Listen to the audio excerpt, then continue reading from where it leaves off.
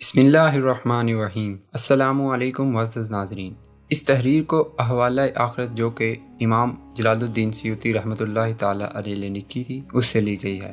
اگر آپ اس ویڈیو کو مکمل دیکھ لیتے ہیں تو آپ کو اپنے ایمان کی فکر ہو جائے گی کہ میں اپنی روزمرہ زندگی میں کیا کر رہا ہوں اور آگے میرے ساتھ کیا ہونے والا ہے۔ ویڈیو مکمل دیکھنے کے بعد کمنٹ میں ضرور بتائیے گا کہ آپ کو اس سے کتنی عبرت حاصل ہوئی۔ ایک دن مرنا ہے، آخر موت ہے، کر لے جو کرنا ہے، آخر موت ہے۔ دنیا کا خاتمہ اور نفخ صور کا بیان۔ حضرت ابو ہریرہ رضی اللہ تعالی عنہ سے مروی ہے کہ رسول اللہ صلی اللہ علیہ وآلہ وسلم نے فرمایا کہ جب اللہ تعالیٰ نے آسمانوں اور زمینوں کی تخلیق کے بعد صور پیدا کر کے حضرت اسرافیل علیہ السلام کو دے دیا، وہ اسے اپنے منہ میں رکھے جانب عرش نگاہ جمائے کھڑے ہیں۔ وہ اس انتظار میں ہیں کہ انہیں کب صور پھونکنے کا حکم ہوتا ہے۔ حضرت ابو ہریرہ رضی اللہ تعالی عنہ فرماتے ہیں کہ میں نے عرض کیا کہ صور کیا ہے؟ آپ صلی اللہ علیہ وآلہ وسلم نے فرمایا وہ قرن ہے، بیل کا سینگ۔ میں نے عرض کی وہ کیا ہے؟ آپ نے فرمایا وہ ایک عظیم شے ہے، اس کی عظمت کا دائرہ آسمانوں اور زمینوں کی چوڑائی کے برابر ہے۔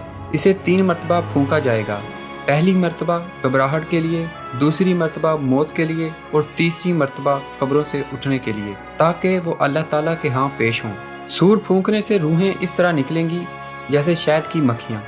وہ روحیں آسمان و زمین کے خلا کو پر کر دیں گی اور ناک کے راستے سے جسموں میں داخل ہوں گی۔ جب اسرافیل علیہ السلام کو حکم ہوگا کہ وہ صور پھونکیں تو وہ صور پھونکیں گے۔ اس سے تمام آسمانوں والے، زمین والے گھبرا جائیں گے، سوائے ان کے جن کے لیے اللہ تعالیٰ چاہے۔ جب اللہ تعالیٰ اسرافیل علیہ السلام کو حکم فرماتا ہے تو اسرافیل علیہ السلام صور کو کھینچ کر لمبا کرتے ہیں اور وہ اس میں سستی نہیں کرتے۔ اللہ تعالیٰ نے فرمایا اور یہ راہ نہیں دیکھتے مگر ایک چیز کی جسے کوئی پھیر نہیں سکتا۔ اس کے بعد اللہ تعالیٰ پہاڑوں کو چلائے گا، وہ بادلوں کی طرح دوڑتے ہوں گے، پھر پہاڑ ریگستانی ریت کی طرح ہو جائیں گے، زمین اپنے اوپر رہنے والوں پر تھر تھرائے گی، اس کشتی کی طرح ہو جائے گی جو دریا میں بوجھ اٹھا کر چلتی ہے۔ اس کے بعد زمین اپنے اوپر لوگوں کو سمیٹ لے گی تو دودھ پلانے والی دودھ پلانا بھول جائے گی اور حمل والی حمل گرا دے گی اور بچے بوڑھے ہو جائیں گے اور شیطان گھبرا کر بھاگ جائیں گے اور زمین کے تمام کناروں میں پھیل جائیں گے۔ انہیں فرشتے ملیں گے تو ان کے چہروں پر مار کر واپس لٹائیں گے اور پھر تمام لوگ پیٹ پھیر کر بھاگتے ہوئے ایک دوسرے کو پکاریں گے۔ اسے اللہ تعالیٰ نے ایسے ارشاد فرمایا ہے، جس دن پکار مچے گی، جس دن پیٹ دے کر بھاگو گے، اسی دوران زمین پھٹ جائے گی، ایک کنارے سے دوسرے کنارے تک زمین کے ٹکڑے اڑ جائیں گے، پھر لوگ آسمان کو دیکھیں گے اور دنی ہوئی روئی کی طرح ہوگا، یعنی آسمان پھٹ جائے گا اور ستارے منتشر، سورج اور چاند بے نور ہو جائیں گے۔ رسول اللہ صلی اللہ علیہ وآلہ وسلم نے فرمایا کہ اس وقت مردے کچھ نہیں جانیں گے۔ راوی کہتا ہے کہ میں نے عرض کی یا رسول اللہ صلی اللہ علیہ وآلہ وسلم، اللہ تعالیٰ نے آیت میں کن لوگوں کو مستثنا فرمایا ہے؟ آپ نے فرمایا شہداء کو، اس لیے کہ گھبراہٹ زندوں کو ہوتی ہے اور شہداء زندہ ہیں، انہیں اللہ تعالیٰ کی طرف سے رزق عطا ہوتا ہے، لیکن اللہ تعالیٰ شہداء کو گھبراہٹ سے بچائے گا کیونکہ وہ تو ایک عذاب ہے جو اللہ تعالیٰ شریر مخلوق کے لیے بھیجے گا۔ یہی تو وہ ہے جو اللہ تعالیٰ نے فرمایا۔ ترجمہ: اے لوگو اپنے رب سے ڈرو، بے شک قیامت کا زلزلہ بڑی سخت چیز ہے۔ جس دن تم اسے دیکھو گے، ہر دودھ پلانے والی دودھ پیتے کو بھول جائے گی، ہر گابنی اپنے گاب ڈال دے گی، اور تو لوگوں کو دیکھے گا جیسے نشے میں ہیں اور نشے میں نہ ہوں گے، مگر ہے یہ اللہ کی مار کڑی ہے۔ پھر اس عذاب میں جتنا عرصہ اللہ تعالیٰ چاہے گا لوگ ٹھہریں گے۔ پھر اللہ تعالیٰ اسرافیل علیہ السلام کو صور پھونکنے کا حکم فرمائے گا۔ وہ صور پھونکیں گے تو تمام آسمانوں اور زمین والے بے ہوش ہو جائیں گے، سوائے ان کے جنہیں اللہ تعالیٰ بچانا چاہے گا۔ پھر ملک الموت بارگاہ جبار میں عرض کریں گے، اے میرے پروردگار، آسمان و زمین والے تمام مر گئے، سوائے ان کے جنہیں تو نے چاہا۔ اللہ تعالیٰ پوچھے گا، حالانکہ وہ خوب جانتا ہے، اے ملک الموت، کون بچ گیا ہے؟ عرض کرے گا، تو باقی ہے کہ تو یا حیو یا قیوم ہے اور تیرے عرش کے حاملین باقی ہیں، اور جبرائیل و میکائیل علیہ السلام اور میں ملک الموت باقی ہوں۔ اللہ تعالیٰ فرمائے گا، جبرائیل و میکائیل علیہ السلام بھی مر جائیں، یہ دونوں مر جائیں گے۔ اللہ تعالیٰ فرمائے گا، حالانکہ وہ خوب جانتا ہے، کون باقی ہے؟ ملک الموت عرض کرے گا کہ حاملین عرش باقی ہیں اور میں ملک الموت، اور تو باقی ہے، تو یا حیو یا قیوم ہے، تو موت سے پاک ہے۔ اللہ تعالیٰ فرمائے گا، حاملین عرش بھی مر جائیں، وہ مر جائیں گے۔ ملک الموت عرض کرے گا کہ حاملین عرش بھی مر گئے۔ اللہ تعالیٰ ملک الموت سے پوچھے گا، حالانکہ وہ خوب جانتا ہے، کون باقی ہے؟ ملک الموت عرض کرے گا یا اللہ تو باقی ہے، تو یا حیو یا قیوم ہے، تجھ پر موت نہیں، اس وقت صرف میں ملک الموت باقی رہ گیا ہوں۔ اللہ تعالیٰ فرمائے گا تو بھی میری مخلوق میں سے ایک ہے، لہذا تو بھی مر جا، ملک الموت بھی مر جائے گا۔ جب کوئی بھی باقی نہ رہے گا سوائے اللہ واحد کے، اللہ تعالیٰ آسمانوں اور زمینوں کو ایسے لپیٹے گا جیسے سجل فرشتہ اعمال نامہ کو لپیٹتا ہے، اور فرمائے گا میں ہی واحد جبار ہوں، آج کے دن کس کی بادشاہی ہے؟ 3 بار یہ کلمات ارشاد فرمائے گا، کوئی بھی جواب نہ دے گا، پھر خود ہی فرمائے گا آج اللہ واحد قہار کی بادشاہی ہے۔ پھر اللہ تعالیٰ اس زمین کو اس زمین سے بدل دے گا اور آسمان کو بھی پھر انہیں بچھائے اور ایسا سیدھا کر دے گا جس میں تمہیں خم نظر آئے گا اور نہ اونچائی دیکھو گے اور نہ ڈھلائی، اور پھر تمام مخلوق کو فرمائے گا۔ اس کے بعد تمام مخلوق ایک مقام پر جمع ہو جائے گی اور سب اسی حالت میں ہوں گے جیسے دنیا میں تھے، جو زمین کے پیٹ میں تھا وہ اس کے پیٹ میں ہوگا اور جو اس کے اوپر تھا اوپر رہے گا۔ اس کے بعد اللہ تعالیٰ عرش کے نیچے سے پانی برسائے گا، پھر آسمان کو حکم ہوگا کہ اس تمام مخلوق پر 40 دن بارش برسائی جائے۔ بارش برسے گی یہاں تک کہ ان پر 12 ہاتھ پانی جمع ہو جائے گا۔ اس کے بعد اللہ تعالیٰ جسموں کو حکم فرمائے گا کہ یہاں سے ایسے اگیں جیسے انگوری زمین سے اگتی ہے، یہاں تک کہ اللہ تعالیٰ ان کے اجسام کو مکمل کرے گا تو وہ یوں ہوں گے جیسے پہلے تھے۔ اللہ تعالیٰ فرمائے گا کہ عرش کے حاملین زندہ ہو جائیں، وہ زندہ ہو جائیں گے۔ پھر اللہ تعالیٰ فرمائے گا کہ اسرافیل علیہ السلام سور منہ میں لے کر کہے گا کہ جبرائیل و میکائیل زندہ ہو جائیں، وہ زندہ ہو جائیں گے۔ پھر اللہ تعالیٰ ارواح کو بلائے گا، وہ حاضر ہوں گے، تو مسلمانوں کی ارواح نور سے چمکیں گی اور کافروں کی ارواح تاریکی کی طرح ہوں گی۔ حکم ہوگا کہ انہیں سور کے اندر رکھا جائے۔ حضرت اسرافیل علیہ السلام سور پھونکیں گے، وہ ارواح سور سے ایسے نکلیں گی گویا وہ شہد کی مکھیاں ہیں، وہ زمین و آسمان کے خلا کو بھر دیں گی۔ پھر اللہ تعالیٰ فرمائے گا مجھے اپنی عزت و جلال کی قسم، ارواح اپنے اجسام میں داخل ہوں تو تمام ارواح ناک کے سوراخ میں داخل ہو کر اجسام میں سریت کر جائیں گی جیسے ڈسنے سے زہر سریت کرتا ہے۔ اس کے بعد تم سب سے زمین پھٹے گی اور میں سب سے پہلے ہوں گا، جس کے لیے زمین پھٹ جائے گی۔ پھر تم سب 33 سال کے جوان ہو کر قبور سے نکلو گے۔ اس وقت سب کی زبان سریانی ہوگی۔ قبور سے نکل کر تمام لوگ اللہ تعالیٰ کی طرف تیز رفتاری سے منہ اوپر کر کے دوڑیں گے۔ کافر کہیں گے آج کا دن بہت بڑا سخت ہے۔ قبروں سے نکلنے والے سب ننگے پاؤں اور ننگے جسم اور غیر ختنہ شدہ ہوں گے۔ پھر وہ ایک جگہ پر 70 سال کی مقدار میں ٹھہرے رہیں گے۔ اس وقت اللہ تعالیٰ ان کی طرف نگاہ نہ فرمائے گا اور نہ ہی تمہارا کوئی فیصلہ فرمائے گا۔ تم اتنا رو گے کہ تمہارے آنسو ختم ہو جائیں گے۔ اس کے بعد تم خون کے آنسو بہاؤ گے، پھر تم اپنے پسینے میں غرق ہو جاؤ گے، یعنی تمہارے جسموں سے پسینہ نکلے گا، یہاں تک کہ بعض کو لگام کی طرح منہ کو بھر دے گا، بعض کو تو تھوڑی تک پسینہ ہی پسینہ ہوگا۔ اس کے بعد تم فریاد کرو گے ہے کوئی جو ہمارا سفارشی ہو اور اللہ تعالیٰ کی طرف ہمیں لے جائے کہ وہ ہمارا فیصلہ فرما دے۔ تم خود ہی کہو گے کہ اس کام کے زیادہ حقدار ہمارے باپ حضرت آدم علیہ السلام ہی ہو سکتے ہیں، انہیں اللہ تعالیٰ نے اپنے ہاتھ سے پیدا فرمایا اور ان میں اپنی روح پھونکی اور ان سے بلا واسطہ آمنے سامنے گفتگو فرمائی، اسی لیے وہ تمام لوگ حضرت آدم علیہ السلام کے ہاں حاضر ہو کر عرض کریں گے کہ ہماری شفاعت فرمائیں۔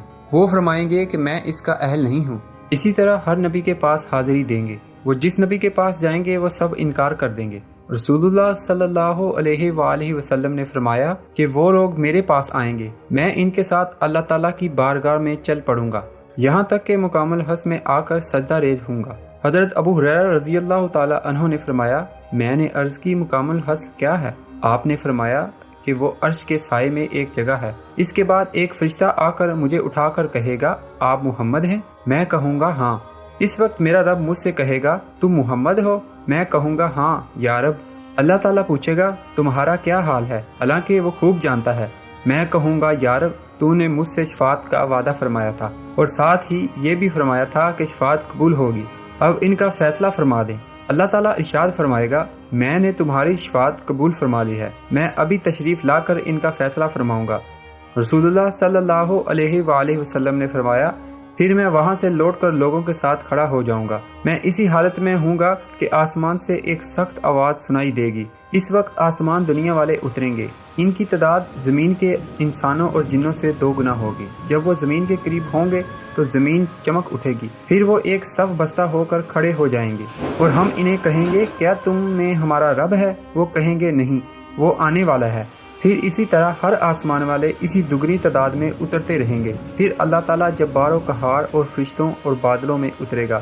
इस वक्त अर्श इलाही को 8 फरिश्ते उठाए होंगे, हालांकि अब सिर्फ 4 फरिश्तों ने उठाया हुआ है। इनके कदम निचली ज़मीन की जड़ों में हैं और तमाम ज़मीनें और तमाम आसमान इनकी जोली में हैं और अर्श इलाही इनके कांधों पर है। इनकी गर्जदार आवाज़ ये तस्बीह है, अल्लाह सुबह कुद्दूस है, अल्लाह पाक है, इज़्ज़त व जबरूत का मालिक है, पाक है मुल्कुल मुल्क का मालिक है, पाक है जिंदा है, पाक है अल्लाह मखलूक को मारता है, इस पर मौत वाक़या नहीं होती, सुबह कुद्दूस है, पाक है अल्लाह हमारा रब आला है, वो मलाइका और रूह का रब है। फिर अल्लाह ताला ज़मीन पर अपनी कुर्सी जहाँ चाहेगा बिछाएगा, फिर ऐलान फरमाएगा, ए इंसानों, ए जिन्नों, मैंने जब से तुम्हें पैदा किया है मैं तुम्हारे अक़वाल सुनता रहा हूँ और तुम्हारे अमाल देखता रहा हूँ। लो ये तुम्हारा अमाल और इमाल नामे हैं, चुप होकर सुनो, ये तुम्हारे सामने पड़े जाएंगे। जो इनमें भलाई है इस पर अल्लाह ताला का शुक्र करो, जो इसमें बुराई है तो वो सिर्फ खुद अपने आप को मलामत करे। इसके बाद अल्लाह ताला जहन्नम को लाने का हुक्म फरमाएगा।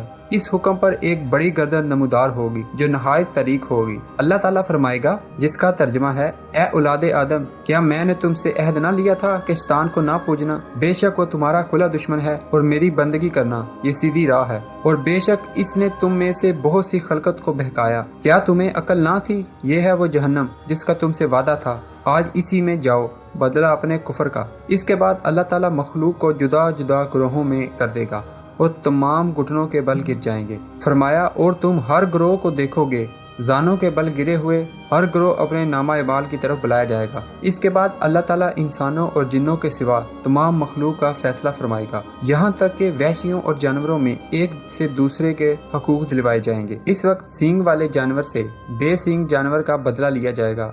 जब अल्लाह ताला इनके हिसाबो किताब से फारिग हो जाएगा तो इन्हें फरमाएगा, मट्टी हो जाओ, तो वो तमाम मट्टी हो जाएंगे। अब काफिर तमन्ना करेंगे, काश हम भी मट्टी हो जाते। इसके बाद अल्लाह ताला अपने बंदों से हिसाब लेगा। सबसे पहले खून का हिसाब लेगा। हुक्म होगा, सबसे पहले इसे लाओ जो अल्लाह ताला की राह में शहीद हुआ। वो अपने खून आलूदा सर और रगों को हाथ पर रख कर लाएगा और इसकी रगों से खून बहता होगा। अल्लाह ताला की बारगाह में हाजिर होकर अर्ज करेगा, या अल्लाह, इस कातिल से पूछ कि इसने मुझे क्यों कत्ल किया। अल्लाह ताला बावजूद इस मामले को खूब जानने के कातिल से फरमाएगा, तूने इसे क्यों कत्ल किया? अर्ज करेगा, मैंने इसलिए कत्ल किया ताकि मेरी इज्जत बढ़े। अल्लाह ताला फरमाएगा, तूने बुरा किया। बुत परस्तों की सदा। हिसाबो किताब से फरागत के बाद ऐलान करने वाला ऐलान करेगा, हर बुत परस्त अपने बुत के साथ मिल जाए। यूं ही हर बुत का पुजारी अपने बुत के साथ होगा। फिर अल्लाह ताला एक फरिश्ता हजरत उज़ैर अलैहिस्सलाम की शक्ल में बनाएगा और एक फरिश्ता हजरत ईसा अलैहिस्सलाम की सूरत में बनाएगा। यहूद हजरत उज़ैर अलैहिस्सलाम के हम शक्ल फरिश्ते के साथ हो जाएंगे और इंसारी हजरत ईसा अलैहिस्सलाम के हम शक्ल फरिश्ते के साथ। इस तरह हर मबूद बातिल अपने सितारों को दोज़ख में खींच कर ले जाएगा। इस वक्त बुत परस्त कहेंगे, अगर ये खुदा होते जहन्नम में न जाते और इन सब को हमेशा इसमें रहना। दीदारे इलाही। जब तमाम कुफार दोज़ख में चले जाएंगे, अब सिर्फ मोमिन और मुनाफिक रह जाएंगे। अल्लाह ताला इन्हें अपनी हियत खास से इनके यहाँ तशरीफ ला कर फरमाएगा, तमाम लोग अपने मबूदों के साथ चले गए, तुम लोग किसकी इबादत करते थे? बाखुदा हमारा अल्लाह ताला के सिवा और कोई मबूद नहीं, हम अल्लाह वाहिद ला शरीक की इबादत करते थे। इसके बाद एक अरसा तक इनसे अलहदा होकर फिर तशरीफ लाकर वही सवाल करेगा, वो भी वही अर्ज करेंगे जैसा पहले किया था। उस वक्त अल्लाह ताला अपनी पिंडली खोलेगा जैसा उसकी शान के लायक है और खुसूसी जलवे से मुतजल्ली होगा तो तमाम लोग सजदा में गिर जाएंगे। मोमिन तो मुंह के बल सजदा करेंगे लेकिन मुनाफिकीन गद्दी के बल गिर पड़ेंगे। इन सब की पुश्तें बैल के कांधे की तरह हो जाएंगी। फिर हुक्म होगा कि वो सजदा से सर उठा लें, वो सजदा से सर उठाएंगे। पुल सिरात पर गुजर। इसके बाद अल्लाह ताला एक पुल बिछाएगा जो दोज़ख की पीठ पर होगा, बाल से बरीक और तलवार से तेज तर। इस पर कांटेदार लोहे की मेखें वगैरह बिछी होंगी। इन्हीं पर पुल होगा जिस पर तमाम लोग गुजरेंगे। पुल सिरात पर लोहे के कुंडे यानी के मेखें और कांटेदार छोटी मेखें होंगी और कांटेदार चुभने वाली चीजें होंगी, जैसे सुरान खारदार बूटी के कांटे होते हैं और डगमगाने वाली और फिसलाने वाली है। इस पर बाज लोग बिजली की तरह गुजर जाएंगे, बाज हवा की तरह और बाज तेज रफ्तार घोड़े की तरह, बाज आम सवारियों की तरह। इनमें बाज सही सालम निजात पाएंगे, बाज निजात पा जाएंगे लेकिन बमुश्किल बाज के चेहरे जख्मी और फटे हुए और मुंह के बिल जहन्नम में गिर पड़ेंगे। जब अहले जन्नत के लिए जन्नत में जाने का फैसला हो जाएगा, बकाया लोग कहेंगे, कौन है जो आज हमारी शफाअत करेगा जिससे हम भी जन्नत में जाएं? سب متفق ہو کر کہیں گے حضرت آدم علیہ السلام کے سوا کون اس کا زیادہ مستحق ہوگا۔ انہیں اللہ تعالیٰ نے اپنے ہاتھ قدرت سے پیدا فرمایا، اس میں اپنی روح تجلی خاص پھونکی اور ان سے آمنے سامنے گفتگو فرمائی، اور ان کے لیے ملائکہ حاضر ہوں گے، ان سے شفاعت طلب کریں گے۔ وہ اپنی لغزش کا اظہار فرمائیں گے اور فرمائیں گے میں اس کا اہل نہیں، تم لوگ حضرت نوح علیہ السلام کے پاس جاؤ۔ نبی مبعوث ہوئے تمام لوگ ان کے پاس آئیں گے، وہ بھی اپنی لغزش کا اظہار فرمائیں اور فرمائیں گے کہ میں اس کا اہل نہیں، تم لوگ حضرت ابراہیم علیہ السلام کے پاس جاؤ، اس لیے کہ انہیں اللہ تعالیٰ نے اپنا خلیل بنایا۔ یہ لوگ حضرت ابراہیم علیہ السلام کے پاس آئیں گے اور شفاعت طلب کریں گے، اپنی لغزش ظاہر کر کے فرمائیں گے میں اس کا اہل نہیں، تم حضرت موسیٰ علیہ السلام کے پاس جاؤ۔ انہیں اللہ تعالیٰ نے اپنا مقرب بنایا اور بلا واسطہ ان سے کلام فرمایا میں اس کا اہل نہیں، اور اس پر تورات نازل ہوئی۔ یہ لوگ حضرت موسیٰ علیہ السلام کے پاس حاضر ہوں گے، وہ اپنی لغزش ظاہر فرمائیں گے اور فرمائیں گے میں اس کا اہل نہیں، تم حضرت عیسیٰ روح اللہ علیہ السلام کے پاس جاؤ۔ وہ اللہ تعالیٰ کی روح تجلی خاص اللہ تعالیٰ کا کلمہ ہے، یعنی حضرت عیسیٰ ابن مریم کے پاس جاؤ۔ یہ لوگ حضرت عیسیٰ علیہ السلام کے پاس جائیں گے، ان سے شفاعت طلب کریں گے، وہ فرمائیں گے میں اس کا اہل نہیں، تم لوگ حضرت محمد مصطفیٰ صلی اللہ علیہ وآلہ وسلم کی خدمت میں حاضری دو۔ حضور سرور عالم صلی اللہ علیہ وآلہ وسلم نے فرمایا یہ لوگ میرے پاس آئیں گے اور اللہ تعالیٰ کے ہاں میری 3 شفاعتیں مقبول ہیں جن کا میرے ساتھ اس کا وعدہ ہے، اسی لیے میں ان کے ساتھ چل پڑوں گا اور جنت کے پاس پہنچ کر اس کا دروازہ کھلوانا چاہوں گا تو اس کا دروازہ کھلتے ہی میں اندر داخل ہو جاؤں گا، مجھے مرحبا خوش آمدید کہا جائے گا، میں داخل ہوتے ہی اپنے رب کو دیکھ کر سجدہ میں گر جاؤں گا، پھر اذن الہی سے میں اس کی حمد و تحمید کروں گا جتنا دیر میں میرے مقدر ہوگا، اور یہ میرے سوا اس کی مخلوق میں کسی کو بھی اجازت نہ ہوگی۔ اس پر اللہ تعالیٰ مجھے فرمائے گا اے محمد صلی اللہ علیہ وآلہ وسلم سر مبارک اٹھائیے۔ اس وقت میں سر اٹھاؤں گا تو اللہ تعالیٰ فرمائے گا حالانکہ وہ خوب جانتا ہے کیا بات ہے، میں عرض کروں گا یا رب تیرا میرے ساتھ شفاعت کا وعدہ تھا، اسے پورا فرما اور حکم دے تاکہ اہل جنت میں داخل ہوں۔ اللہ تعالیٰ فرمائے گا میں نے تمہاری شفاعت قبول کر لی، اسی لیے اہل جنت کو جنت میں داخلے کی اجازت ہے۔ رسول اللہ صلی اللہ علیہ وآلہ وسلم فرماتے تھے کہ اس ذات کی قسم جس نے مجھے حق کے ساتھ مبعوث فرمایا کہ اس دن تم اپنے ازواج اور مساکن کو دنیا میں اتنا زیادہ نہیں پہچانتے جتنا وہاں تم اپنی ازواج اور مساکن کو پہچانو گے۔ ہر مرد جنت میں بہتر ازواج کے ساتھ داخل ہوگا، 2 زوجہ آدمیوں میں سے ہوگی اور باقی حوریں ہوں گی جنہیں ان کے لیے اللہ تعالیٰ نے پیدا فرمایا، اور 2 ازواج جو آدمیوں سے ہوں گی انہیں حوروں پر فضیلت ہوگی، اس لیے کہ انہیں دنیا میں عبادت کی وجہ سے حوروں پر فضیلت دی جائے گی، اور دوزخ میں داخل ہوں گے۔ اللہ تعالیٰ کی بہت سی مخلوق ایسی ہوگی جنہیں جنت کے داخلے سے اعمال نے روک رکھا ہوگا، بعض کو دوزخ میں دونوں قدموں تک گھیرا ہوگا، ان کے آگے نار تجاوز نہ کر سکے گی، بعض کو چمڑا کے سوا تمام جسم کو گھیرے ہوئے ہوں گے کہ اللہ تعالیٰ نے ان کے چہرے کو آگ پر حرام فرما دیا۔ رسول اللہ صلی اللہ علیہ وآلہ وسلم نے فرمایا کہ میں اللہ تعالیٰ سے عرض کروں گا یا رب میری امت کے لوگ دوزخ میں ہیں۔ اللہ تعالیٰ فرمائے گا اے حبیب صلی اللہ علیہ وآلہ وسلم جنہیں آپ پہچانتے ہیں انہیں نکال لیجئے، ان میں سے میرے امتی دوزخ سے نکال لیے جائیں گے، کوئی ان میں سے دوزخ میں نہ رہے گا، پھر اللہ تعالیٰ شفاعت کی تمام اجازت بخشے گا، اس کے بعد کوئی نبی کوئی شہید باقی نہ رہے گا جو شفاعت نہ کرے، پھر اللہ تعالیٰ فرمائے گا جس کے دل میں دینار کے برابر ایمان ہے اسے دوزخ سے نکال لو۔ اس طرح کے لوگ دوزخ سے نکال لیے جائیں گے، پھر شفاعت قبول ہوگی، اور حکم ہوگا کہ جس کے دل میں 2/3 نصف تہائی چوتھائی دینار کے برابر ایمان ہو، پھر فرمائے گا قرات کے برابر ہو، پھر فرمائے گا رائی کے دانے کے برابر ہو، اس طرح کے لوگ دوزخ سے نکال لیے جائیں گے کہ کوئی بھی اس طرح کا دوزخ میں باقی نہ ہوگا۔ پھر اللہ تعالیٰ مٹھی بھر کہے گا جیسا اس کی شان کے لائق ہے، تو دوزخ میں کوئی بھی نہ رہے گا اگرچہ کسی نے کوئی بلائی بھی نہ کی ہوگی، یہاں تک کہ اب کوئی نہ ہوگا جس کی شفاعت کی جائے۔ اس وقت ابلیس بھی رحمت الہی کی وسعت دیکھ کر شفاعت کے لیے امیدوار ہو جائے گا، لیکن اس کے لیے شفاعت نہ ہوگی۔ پھر اللہ تعالیٰ فرمائے گا اب میری باری ہے اور میں الرحمن الرحیم ہوں۔ اس پر اللہ تعالیٰ اپنا دستے قدرت جہنم میں داخل کر کے بے شمار لوگوں کو جہنم سے نکالے گا۔ یہ لوگ کوئلہ کی طرح ہوں گے، انہیں اللہ تعالیٰ نہر میں داخل کرے گا، اس نہر کا نام مائل حیات آب حیات ہے، وہ ایسے تر و تازہ ہو جائیں گے جیسے سیلاب کے اندر انگوری ہو جو سورج کی طرح سے صاف نظر آئے، اور وہ سرسبز ہوں اور سایہ میں زرد معلوم ہو، وہ بھی لوگ اسی تازہ انگوری طرح ہو کر جوار کے دانے کی طرح نظر آئیں گے۔ ان کی گردنوں میں لکھا ہوگا، انہیں اہل جنت اس علامت سے پہچانیں گے، الجہنمیون اتقوا اللہ، انہیں اہل جنت اس علامت سے پہچانیں گے، حالانکہ انہوں نے کوئی نیک کام بھی نہ کیا تھا۔ وہ لوگ عرض کریں گے، یا اللہ ہمارے لیے یہ علامت مٹا دے، تو وہ علامت ان سے مٹا دی جائے گی۔